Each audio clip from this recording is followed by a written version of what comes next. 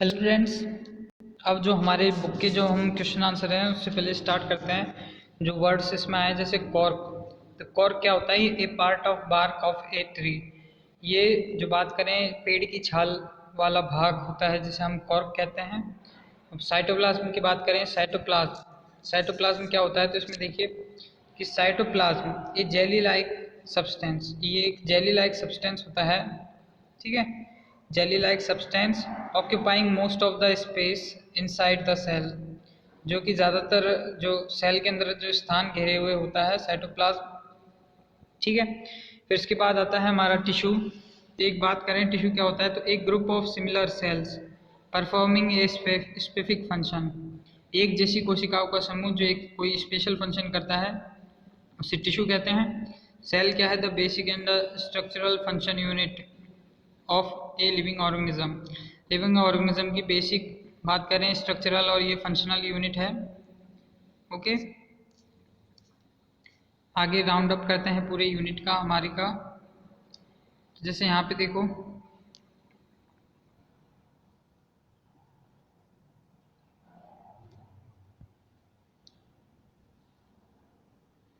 Cell was first discovered Robert Hooke in 1665।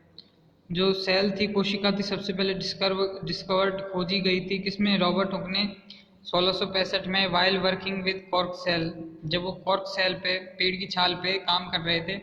अब living organism की बात करें, living organism differ in number, shapes and size of cells. जो living organism होते हैं वो संख्या में, आकार में और बात करें शेप में, आकृति में भी अलग अलग होते हैं। अब बात करें the smallest cell observe in of a bacterium, जो सबसे छोटी सेल थी जो ऑब्जर्व की गई थी वो थी हमारी बैक्टीरिया, ठीक है। और लार्जेस्ट सेल की बात करें, जो सबसे बड़ी सेल थी, सबसे बड़ी सेल हमारी थी ऑस्ट्रिच एग की, ठीक है। देखिए जैसे कि a multi cellular organism are made up of 3 parts called organ. जो मल्टी सेलुलर ऑर्गेनिज्म है वो 3 पार्ट्स से मिलकर बना होता है जिसे हम ऑर्गन कहते हैं। और organ are made up of still smaller part called tissue. और अंग जिन छोटे छोटे भागों से मिलकर बना होता है उसे हम ऊतक कहते हैं। Which are further made up of cell, जो कि कोशिकाओं से मिलकर बना होता है। अब cell is the basic structural unit, कोशिका छोटी संरचनात्मक इकाई होती है। अब सेल हैव 3 पार्ट्स, कोशिका के 3 भाग होते हैं। द आउटर कवरिंग, जो बाहर का जो आउटर पार्ट होता है उसे हम सेल मेम्ब्रेन कहते हैं, ठीक है। और विच एनक्लोज ए जेली लाइक साइटोप्लाज्म, जो कि एक जेली लाइक साइटोप्लाज्म को घेरे हुए रहता है। और बात करें विद इन द साइटोप्लाज्म, जिसके अंदर जो साइटोप्लाज्म है उसके अंदर present the controlling centre of the cells, कोशिका को कंट्रोल करने वाला, कोशिका की बात करें, कोशिका जो कंट्रोलिंग सेंटर है कोशिका का, जो न्यूक्लियस है वो प्रेजेंट रहता है। अब बात करें in addition to nucleus cell organelles such as जैसे chloroplast, mitochondria, endoplasmic reticulum, Golgi bodies and vacuoles present in cytoplasm, ये कोशिका द्रव्य में उपस्थित रहते हैं। Plant cells differ in animal cells, plant cells जो होती हैं वो एनिमल सेल से डिफरेंट होती हैं। Cell wall and chloroplast are present in plant cell, जो सेल वाल है और कोशिका हैं वो क्लोरोप्लास्ट में प्रेजेंट रहती हैं। क्लोरोप्लास्ट और ये बात करें जो सेल वाल है वो हमारी प्लांट सेल्स जो होती हैं उनमें प्रेजेंट रहती हैं। अब बात करें the absent from animal cells, और एनिमल सेल्स में इनका भाव होता है सेल वाल और क्लोरोप्लास्ट का। अब बात करें जैसे कि have a big central vacuole, इनमें एक बात करें केंद्र में जो रिक्तिकाएँ होती हैं वो बहुत बड़ी होती हैं। अब बात करें while on animal cells has a number of smaller vacuole, जबकि जंतु कोशिका में बहुत छोटे छोटे वॉक्यूल्स रिक्तिकाएँ होती हैं। सेल्स में भी प्रोकैरियोटिक और यूकैरियोटिक, कोशिकाएं प्रोकैरियोटिक और यूकैरियोटिक 2 प्रकार से हो सकती हैं। तो बात करें cells without cell organised nucleus means ऐसी कोशिकाएं जिनमें ऑर्गेनाइज्ड न्यूक्लियस मीन्स संगठित केंद्रक का अभाव होता है, तो उसे कहते हैं लीकिंग न्यूक्लियर मेम्ब्रेन, जिसमें केंद्रक झिल्ली मतलब न्यूक्लियर मेम्ब्रेन की कमी होती है लेकिन, और आर कॉल्ड प्रोकैरियोटिक सेल्स, तो उसे हम प्रोकैरियोटिक सेल्स कहते हैं। अब बात करें cells processing a nuclear membrane around the nucleus are called eukaryotic cells, जो सेल्स हैं उसकी बात करें प्रोसेसिंग ए न्यूक्लियर मेम्ब्रेन, जिसकी बात करें केंद्रक झिल्ली चारों ओर होती है, तो around the nucleus are called eukaryotic cells, तो उसे हम यूकैरियोटिक सेल्स कहते हैं। ओके, अब इसके हमारे कुछ यूनिट के क्वेश्चन आंसर आते हैं। तो बात करें the smallest known cell is of a, तो सबसे छोटी सेल्स जो खोजी गई है वो है बैक्टीरियम। ओके, 4 ऑप्शन है red, fly, none of these, लेकिन इसमें जो बैक्टीरियम है वो खोजी गई है। The largest animal cell of an ostrich egg, जो सबसे लंबी सेल है, एनिमल सेल है ऑस्ट्रिच एग की, which is as big as, वो कितनी बड़ी है, वो है 170 mm multiply by 135 mm, 170 mm से 135 mm तक उसकी लेंथ है। अब बात करें यहाँ पे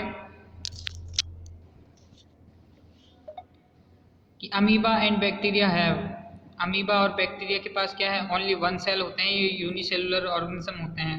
ठीक है, अब larger plant and animals contain, जो लंबे प्लांट्स और एनिमल्स, इनमें क्या होता है, इनमें बात करें बिलियंस ऑफ सेल्स, लंबे और ये बात सेल्स की बात करें तो इनमें बिलियंस ऑफ सेल्स मतलब कई लाखों इनमें सेल्स कोशिकाएं होती हैं। The basic unit of the living things is called, the basic unit of the living things is cell, कोशिका ही जो बात करें जीवन की आधारभूत इकाई है। अब नेक्स्ट हम बात करें जैसे कि the cell membrane, the cytoplasm and the nucleus are included in, जो कोशिका बात करें सेल मेम्ब्रेन है और द साइटोप्लाज्म कोशिका द्रव्य है, एंड द न्यूक्लियस और जो बात करें केंद्रक है, आर इंक्लूडेड इन, वो किस में आता है, तो बात करें वो आता है हमारा प्रोटोप्लाज्म में। ठीक है, प्रोटोप्लाज्म के अंदर ये सब आता है, सेल मेम्ब्रेन, साइटोप्लाज्म और न्यूक्लियस। ठीक है, अब बात करें एसिटोबुलेरिया, जो कि एक यूनिसेलुलर ऑर्गेनिज्म है, हैज़ ए सिंगल सेल, उसकी क्या होती है, एक ही कोशिका जिसमें होती है, विच इज़ अबाउट, वो कितना लंबा है, वो बात करें तो वो 10 सेंटीमीटर हाइट में लंबा है। A nerve cell is, nerve cell कैसे होती है, लॉन्ग, लंबी होती है, ब्रांच होती है, and A thread like structure होती है। तो नर्व सेल हमारी बात करें ये लंबी, long, branched and has thread like structure, projection इसमें पाए जाते हैं। अब बात करें इन एग, अंडे में yolk is surrounded by white substance, अंडे में यॉक जो है चारों तरफ से एक वाइट सब्सटेंस से घिरा रहता है, उसे हम कहते हैं एल्बुमिन।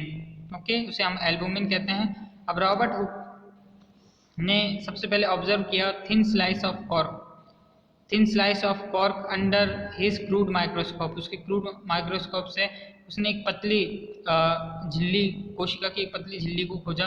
तो बात करें he found that the cork was made up of a box like compartment, जो बात करें उसने पाया कि कॉर्क जो होती है was made up of a box like compartment, एक बॉक्स के लाइक कंपार्टमेंट से मिलकर बनी होती है, जिसे हम कहते हैं सेल्स।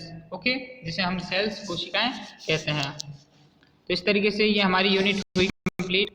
ठीक है स्टूडेंट्स, अब ये हमारी यूनिट के कुछ क्वेश्चन कंप्लीट हुए, और जो और क्वेश्चन है इसके हम करेंगे नेक्स्ट में। तो इससे पहले आप स्टूडेंट्स इन सब क्वेश्चनों को अपने बुक में नोट कर लीजिए और अच्छे से इन क्वेश्चनों को करिए।